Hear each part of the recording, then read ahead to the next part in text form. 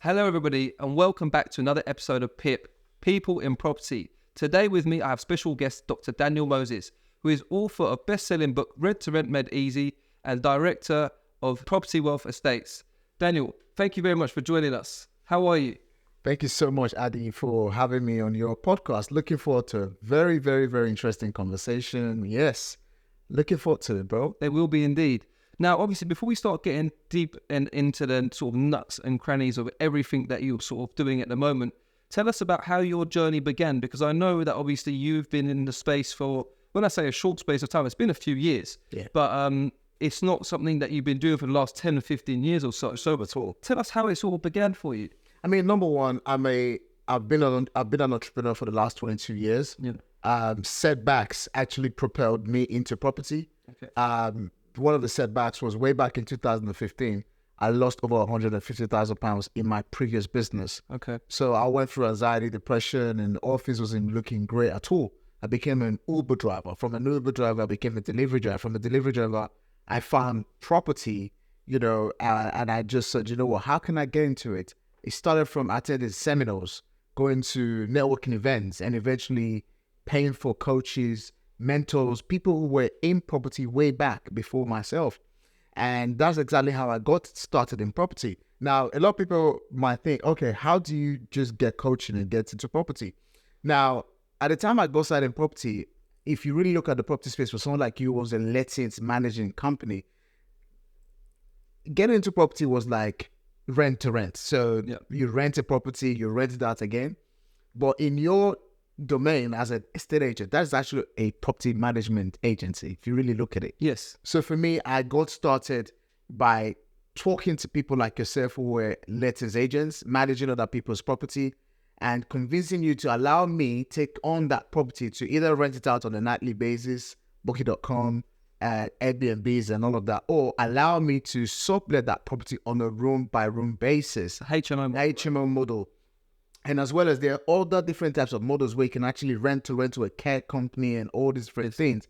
So I got started by being able to build strong relationships, being able to market people like yourself, sell people like yourself to trust and believe that, okay, I can pay guaranteed rent. And very rapidly, within my very first year of doing that, I managed to secure around about 8 properties. Fabulous. That from securing about 8 properties, I also secured another 12 properties that I gradually introduced to other people who were like me, but couldn't sell, couldn't market to lettings agents like yourself. So you sort of bridged the gap for them. Absolutely, I bridged the gap for them, and I took a fees from £1,000 to around about £3,000, and very quickly I was able to stabilize my business within the very first year, and that's just how all this kind of got started. So it sounds like, obviously, from what I understand, the setback sort of propelled you. Well, first you sort of took the setback and it sort of hit you a bit hard. Yeah. And you sort of came out of the entrepreneurship lifestyle and you sort of got a 9 to 5 as such to sort of level yourself and sort of come back down, not down to earth as such, but to sort of make sure you're stabilized again. Yeah.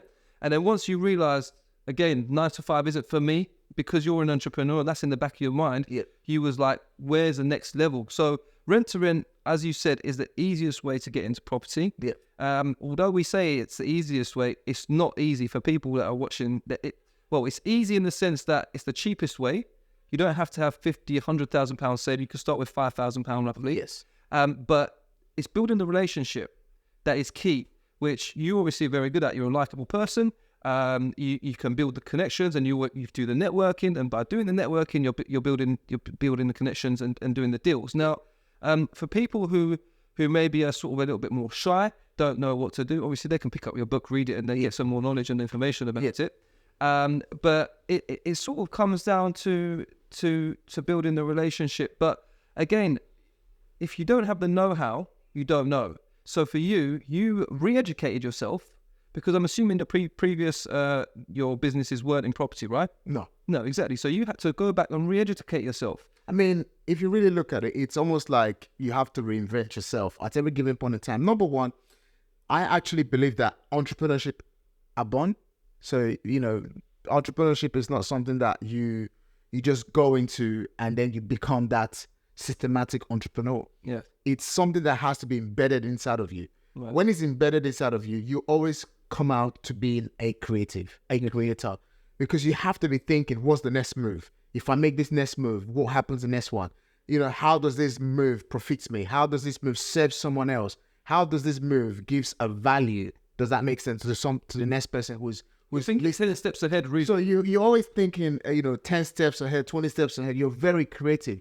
So for me, like I said, when I made that loss and property became the thing, yes, I had to get myself educated because I had to understand what is the know-how. Yeah. First of all, I think I've never actually shared this before. I did try to get a job as a lettings agent. Okay.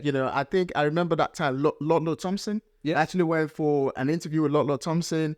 I actually went for an interview as well with Akon. Yeah. I wanted to get a job, but again, I had no experience in the lettings industry. Shutting you down, So it's just like, no chance. Then finally, there was a guy called Property in Partnerships. So, and he was one of the second guys who gave me the opportunity to pitch my idea correctly to them. Yeah. And he then said to me, okay, why don't you be a freelance? Yeah. And I think I went to him to freelance with him for a couple of days. And after freelancing with him for a couple of days, it wasn't working because he didn't have the experience that I was also looking for. Right. I just said, I'll go back. And I just started doing, rent to rent by convincing letters agents based on the fact that I got some knowledge. Yeah. I got some ability to have been able to be mentored by someone who was very, very informative in the rent to rent strategy. Okay. And very, very quickly, I was able to convince, one of the top estate agents at that time, and they gave me their property. So what did I need to do? You took the first one, they gave you more for your success. Yeah, absolutely. They gave me one property. And that one property, I remember the rent was about £1,300. Yeah. It was a 2-bed with double reception property. Nice. Didn't need an HMO license. Now, the property is £1,200. And I could rent each of the rooms for around about $650, $700-ish. Yeah. And very, very quickly, I got the property tenanted within about 2 months. And once I got that property 2 months, I was already making profit. Like I said, if you look at the number, I spent about £1,300 a month, and I'm renting each of the room for about $650. One room was your profit, basically. One room was my profit. Now I'm making profit from a house that I don't own. Yeah.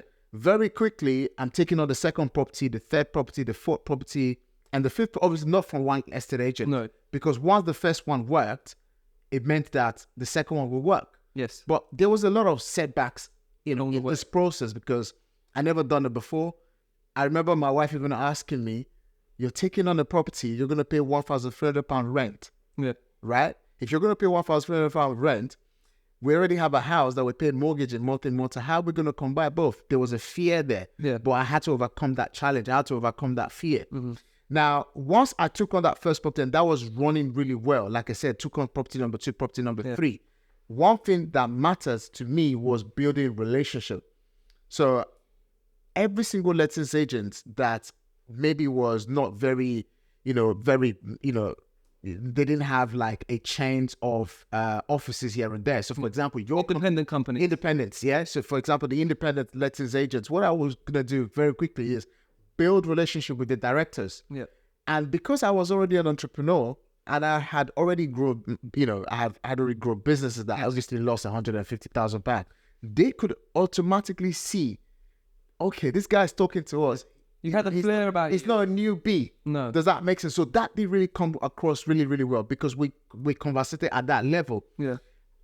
By the end of 2018, I had done over 20 plus property transactions. Rent-to-rent deals. Rent-to-rent deals, both the ones I sourced out to other people who couldn't communicate like myself and the ones that I kept for myself.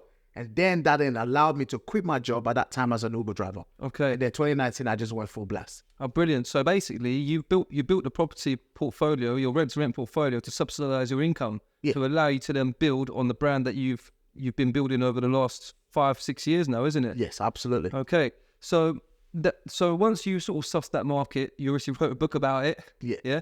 Rent-to-rent made easy, isn't it? 100%. Yeah. I mean, to be honest, what happened was I built very quickly. So by 2018, like I said, I had over 20 properties on the portfolio that are, both sold and both the ones that I kept for myself. I did the same by 2019 as well. Okay. But very quickly, I knew where I wanted to go. Okay. So where I wanted to go is I needed to own houses. I was very intentional. I need to own as many properties as much as I can. So by the end of 2019, I bought my first investment property. Right. So was that a buy to let, or did you know about the BRRR strategies then? again, non-stop education, non-stop learning, non-stop attending networking event, non-stop building connections, non-stop, just basically understanding the business side of being a property investor. Okay. Because if you want to agree with me, I'm sure a lot of people in England, a very, very significant percentage of landlords became landlords accidentally. Yes. Right? Yeah, yeah. They became landlords accidentally. Maybe inheriting homes from their family, or they've got their sort of their family home has now become a rental or something along those lines. So they're very incidental. So for me, I wanted to learn business around property. And what I then did was I obviously met, again, education, investing in myself. This is one of the reasons why I became a mentor and a coach, and I run an educational arm of Property Wealth. So we've got the Property Wealth Estate, which is a management company, and I have a very, very, very successful property education company as well. So very quickly, I was I was very curious, about how do I go about owning houses. In as much as I own a management business doing rent to rent, the income was great. I quit my job as an Uber driver, but the income was not enough for me to instantly buy a house. No. Because I need to obviously look after the deposits, exactly. you pay your staff, whatever it is. So I remember going to a training, and one of the coaches there, opened my eyes and said, the house you live in, it's not actually an investment. No. I said, how? It's a liability. I was like, what do you mean? The house I live in is not an investment. He's like, yeah, it's a liability. Every single month it takes money out of your pocket. Doesn't put anything back. It doesn't put anything back in. And I said, okay, go on. And then we got talking. By the time we finished talking, it gave me a blueprint. Right. And that's exactly how I got into the BRR model. How did I get to the BRR model? Basically, the house that I lived in for 13 good years with my wife and 2 young kids, I decided to turn that house from a family dwelling into a HMO. Okay. So that was your first... That was my first development. Yeah. And I basically... Did you do extensions to it, or did you just internally convert? I added massive significant value. It cost me over 150K at that time, 2019, to do the work. Okay. So before doing the work, the property was worth about £430,000. Okay. Then I invested about 150 plus on the refurbishment at that time. Obviously, refurbishment a bit more expensive now. So that was me turning a 3-bedroom semi-detached house into a 6-bedroom ensuite. Wow. With a communal kitchen. Yep. And as well as a open plan. And as well as a communal living space as well. And it's in Bromley, South London, or rather Kent. It's all out on the border. Yeah, so it's all at the border, isn't it? They're getting confused, right? So at the end of the day, I turned that property to a 6-bedroom. Now, this property was worth 430. By the time it's finished, it got valued at 720,000. Very good. So you basically spent the money, but then you still had some equitable value left inside. Yeah, absolutely. And that property alone injected about 300K into my business. Yeah. And the rest is history. So you refinanced it basically after you did the change of use from the residential into the HMO side of things. Yeah. So obviously from residential to a C4 dwelling. Correct. Yeah. Because Article 4 had kicked in by then for you? No, not yet. Article 4 had not kicked in at that time. But still, you want to do a HMO, so you're changing it over anyway. Plus, it was a six bed one. Yes. Did you have single occupants use, or did you do dual occupants for your rooms? All the rooms are single occupants because if you have too much wear and tear as well. If you have dual occupants, then you'll then be leaving the mandatory HMO license, and you'll be going to a sui generis. Yeah. So at that time, I didn't have enough experience to run a sui generis HMO. Yeah. So sui generis HMO and the mandatory HMO use class is where you have just between 5 to 6 people. Yeah. The moment you have the 7th person, the 8th, the 10th person, it goes into a sui generis. Correct. Now, a standard mandatory HMO license where you have 6 people, you don't need to fire test the property on a weekly basis, but a sui generis HMO, you do need to fire test your fire panel on every single week and obviously log all those different reports. Yes. So for me, I didn't want to go to that excessive level.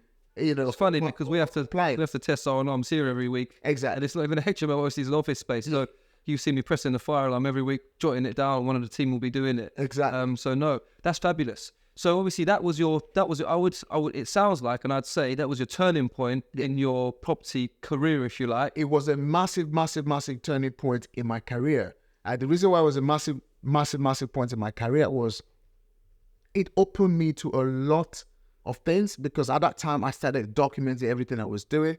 Little did I know that, people were watching, And very quickly, I started getting a lot of invitation to share exactly how, what was the mindset around moving from the house that I live in into a rented house, and then turning the house that I live into an investment property. So I got a lot of speaking engagements, and I will share this in a lot of networking events. I will share this in a lot of people.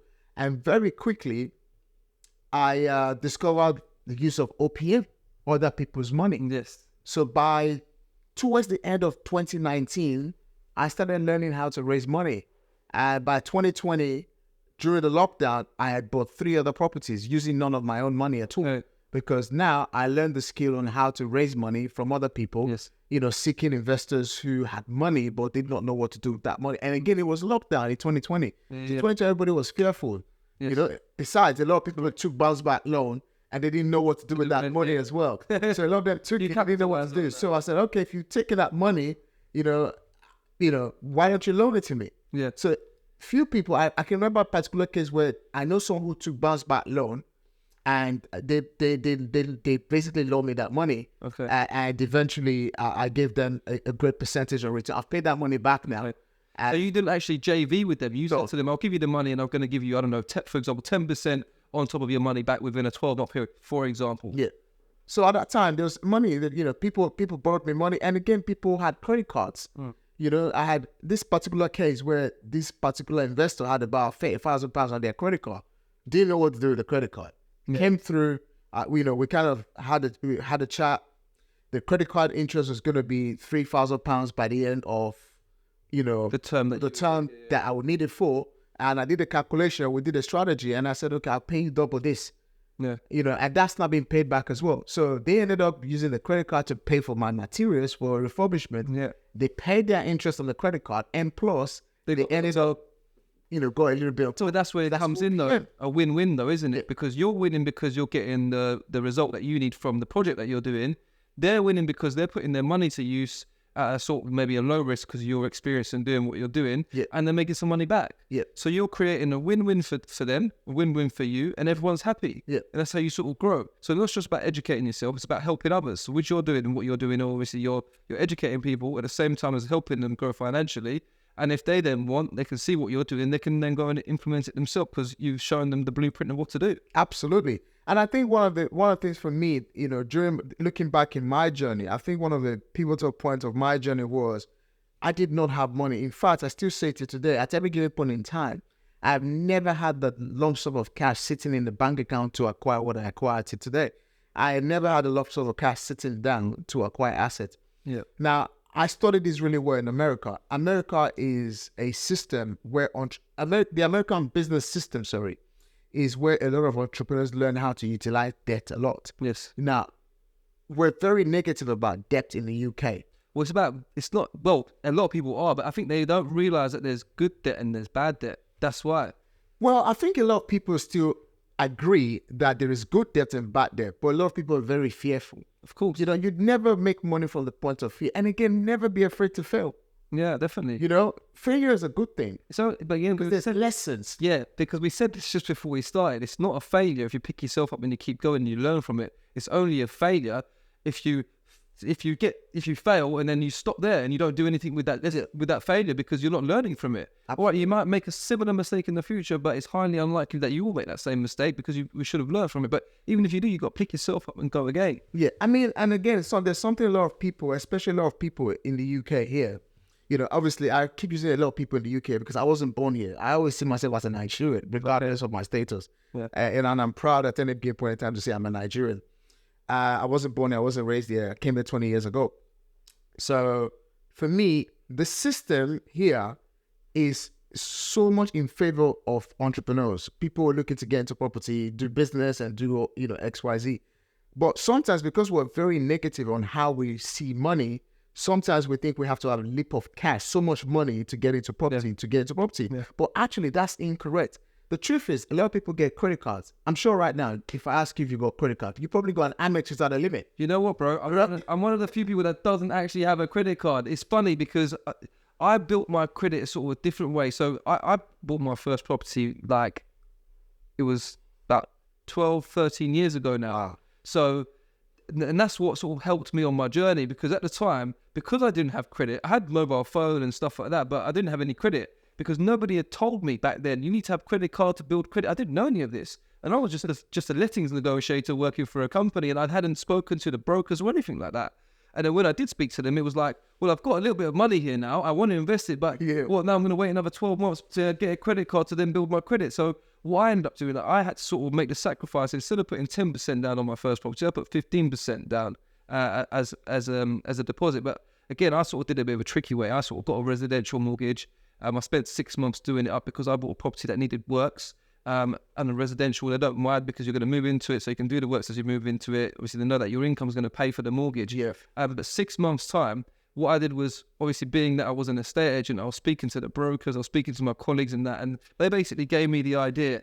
What you can do, 6 months after you've got a mortgage, you can apply for a consent to let from your lender. 100%. Which means you don't actually have to change the buy-to-let mortgage. You write to them and say, I've got change of circumstances, I need to move out, I need to rent the property out. My lender, touch wood, thankfully now, looking back, they gave me consent to let. They said, year on year, you need to update us on what you're doing. Mate, I paid my mortgage on time every month, regardless. And literally, they gave me consent to let for the year and a half that was left on my term, because I took a 2-year term. And after that second year, I basically refinanced the building. I went again, changed it to a buy-to-let, and that's when basically I had a knock-on effect. That property helped me buy my next one, and go from there. So I did it on the reverse cycle to how you did it. You started on the rent-to-rent side because obviously you were new to property. But then because I was an estate agent, well, a letting agent, I was sort of in the field. I had saved some money. I was still living at home, so I didn't really have much bills. I was with my partner at the time as well. She was still living at home, so we sort of pulled some money together. We bought that first place, and then we sort of did the B-triple-R without realising we were doing the B-triple-R. So now when the B-triple-R came out, I was like, shoot, man, I was doing this like a while ago, but why didn't I do it more? Because at the time when I'm telling people, you know, like now how we discuss things and we add value to each other, we tell each other about our experiences. I was telling people, and I bought in Woolwich. 12, 13 years ago, Woolwich was not a desirable place to be. I mean, now it's still not the most desirable place, but I was telling people... Yeah, well, a lot compared to before. I was telling people, I'm buying him, I bought this place in Woolwich. Like, what? You're crazy. Have you heard of the Ferrier estate? And I'm like, guys, like, look, chill out. Like, I'm thinking for long term, and people were trying to put me off and all sorts, but the deal was... Well, then again, that's the thing, right? A lot of people are going to the wrong people for the right advice, right? Correct. So, coming back to what I was saying earlier, from people who even took bounce back loan, for people who even gave me their credit card to do my projects. And I mean, cut long story short, between 2020, 2019, up to now, I raised over 1.5 million. For OPM, other people's money, that has allowed me to own multiple properties, all based in Bromley. I was actually having a chat with one of the guests I met at the entrance of this property. I said, on this road that you are, I own 2 properties up the road. And I said, I own 2 properties on Bacon and High Street. We're just having a chat. And I said, I have another road, Holmesdale Road. I own multiple properties on the same road. Tell me about that one. Was it for that you go on that road? Yeah. So I said, I own multiple properties on those roads. And people say, how did you buy them? Yeah, I bought them because I was, number one, I had obviously, I built a brand now. I didn't have a brand at that time, but gradually, built a brand and a name now. So over the years, there are people who generically are very afraid of debt. Yeah, correct. Very afraid of debt. But then again, the UK, the system encourages you on debt. Now, a lot of people get these credit cards. They go and, they jump on the airplane to go on holiday. Yeah, they spent the money on designer gear and holiday. I've never been, the last time I went on holiday was February last year. I choose to do that. And I told my wife, chill out. We're building. Our time will come. A time will come. I'll fly on a private jet. Just give me time. Yeah. You're sowing the seeds now to reap the... I'll just give me time. Like the other day, I moved my office, my personal office from sometime last year, I started working with my team in the office. I realized I can't focus. So I said, you know what, let me go back home to work. So when I moved back home, I realized I wasn't driving a lot. Okay. So I got a GLA coupe and my wife has got a Range. I sold my GLA coupe. I said, we don't need 2 cars. No. In fact, I hate driving now. I just jump in an Uber, I jump on a train. That's how you met me on the deal there. Exactly. And when I came out... Where's Daniel? He's jumped out the I on a flip-flop. Yeah, does that make sense? On the jumper. So I think it's so important that on the way for you to come up, depending on who is listening to this, on the way to come up, there's a lot of things that you have to kind of reinvent the wheel around you to restructure yourself and build long-term wealth. It's all well and good. A lot of people listen to different podcasts and different conversations like this and say, you know what, I'm doing it for the money tomorrow. But actually, you just said 12 years ago, 12 years ago. First time I bought my house was in 2006. Yeah. No one told me this. Yeah. The next time I bought a house was in 2019. Look at that gap. There's a big gap. Yeah. Yeah.